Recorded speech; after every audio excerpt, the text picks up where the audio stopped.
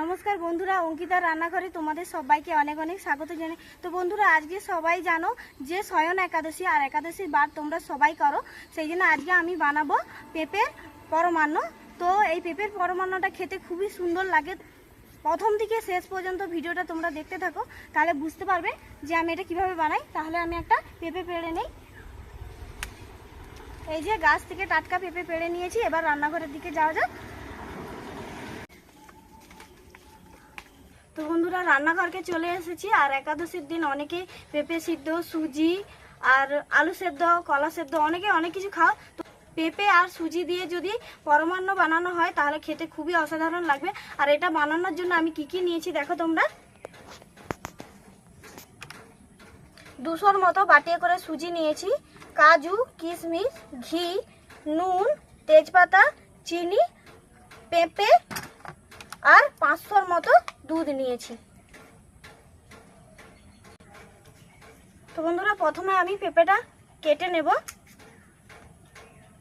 গাছের টাটকা পেঁপে, তো দেখো কিরকম ঝরঝর করে আঠা বেরোচ্ছে।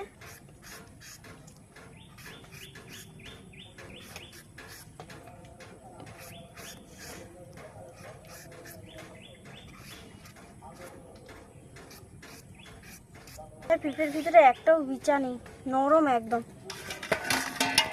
এবার এটাকে ছোট ছোট করে আমি কেটে নেব।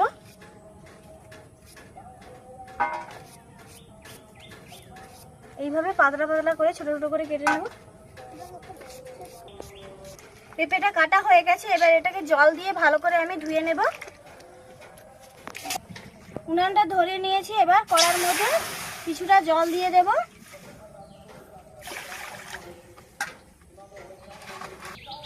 জলটা ফুটে গেছে হালকা হালকা করে। এবারে পেঁপেগুলো এবার দিয়ে দেব।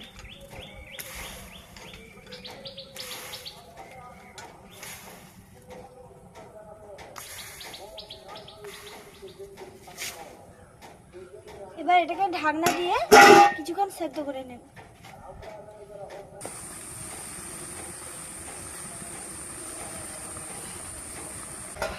পেঁপেটা সিদ্ধ হয়ে গেছে।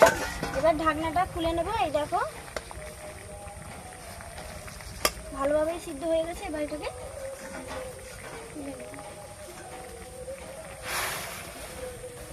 দেখো বন্ধুরা, পেঁপেটা সিদ্ধ হয়ে গেছে। এবার এই মিক্সির জারের মধ্যে দিয়ে দেব। এবারে কিছুটা জল দিয়ে দেব।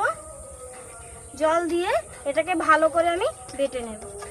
পেঁপেটা বেটে নিয়েছি, দেখো একদম মিহি করে বেটে নিয়েছি। এটাকে রেখে দিই। এবার কড়াটা উনানের মধ্যে বসিয়ে দিয়েছি। এবারে কিছুটা ঘি কড়ার মধ্যে দিয়ে দেব।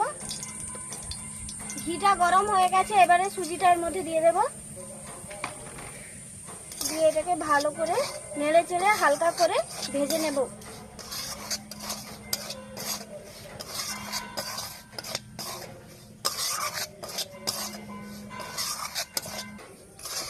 হালকা লাল করে ভেজে নিয়েছি। এবার এটাকে নামিয়ে নেব।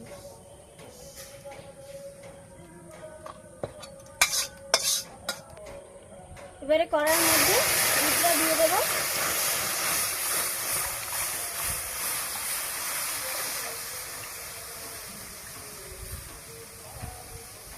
আর এখানে 1 বাটির মতো জল দিয়ে দিয়েছি। তো বন্ধুরা, আমি এখানে গরুর দুধ নিয়েছি, তোমরা এখানে গুঁড়ো দুধও নিতে পারো। তাহলে গুঁড়ো দুধ নিলে এটা আরো ভালো হয়। আমার কাছে গুঁড়ো দুধ ছিল না বলে আমি সেই জন্য গরুর দুধ দিয়েই করছি এটা।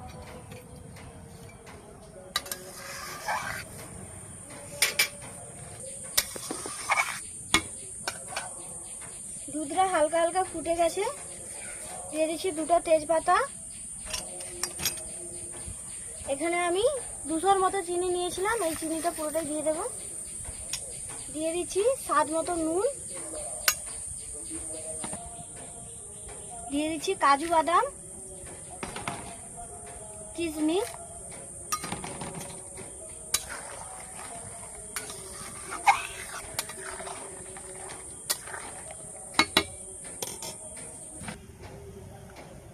দুধটা ফুটে উঠে গেছে। এবারে আমি আস্তে আস্তে করে সুজিটা দিতে থাকবো আর নাড়তে থাকবো। তাহলে একসঙ্গে বেশি দিয়ে দিলে এটা গন্ডা পাকিয়ে যাবে। এবার পেঁপেটা যে সিদ্ধ করে আমি পেস্ট করে রেখেছিলাম, এবার এটা দিয়ে দেবো।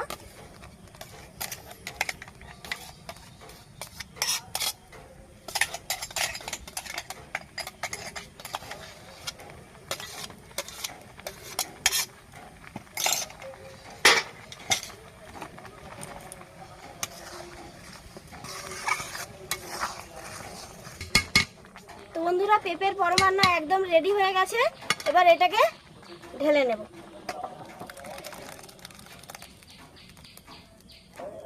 এবার উপর থেকে কাজু আর কিশমিশ ভালো করে সাজিয়ে নেব।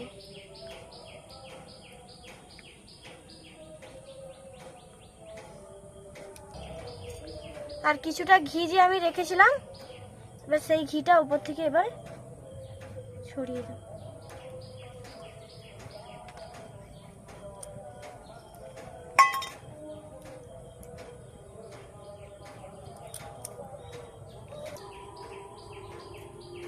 তো বন্ধুরা দেখো, পেঁপের পরমান্ন একদম রেডি হয়ে গেছে। আজকে একাদশীর দিনে তোমরা এভাবে বানিয়ে খেয়ে দেখবে, দেখবে এটা খুবই ভালো লাগবে আর এটা খেতে খুবই সুন্দর হয়।